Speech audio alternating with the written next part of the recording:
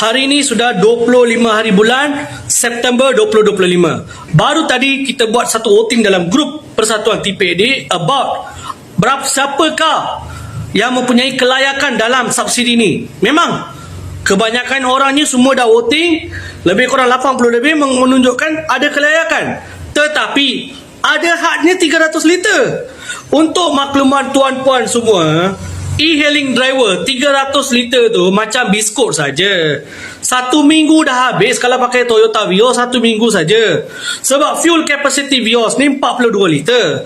300 liter ni kalau anda bagikan dalam 42 liter ni 7 hari dah siap. Penggunaan kereta e-hailing untuk 1 bulan actually 1285 liter, iaitu 1285 liter approximately.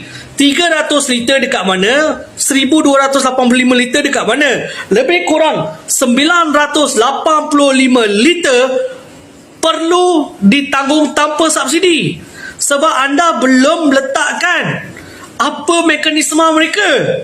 Bagaimana mereka nak claim? Tak ada orang tahu. Siapa pun tak tahu. Lagi tempoh pelaksanaannya tinggal lagi 5 hari saja. Takkanlah semua diam je. Bila kita nak tahu? So, katakanlah kita menganggap RM2.60 terpaksa dibayar oleh e-hailing driver selepas 300 liter tu. Dia akan mengalami kerugian sehingga RM600 bulan ni. Iaitu bulan yang akan datang lah. Daripada 30 September sampai 30 Oktober tu, RM600 kena keluar daripada poket mereka. Adakah kerajaan bersedia untuk memberikan pampasan ini kepada mereka? So, saya perlukan jawapan segera daripada pihak kerajaan. Terima kasih.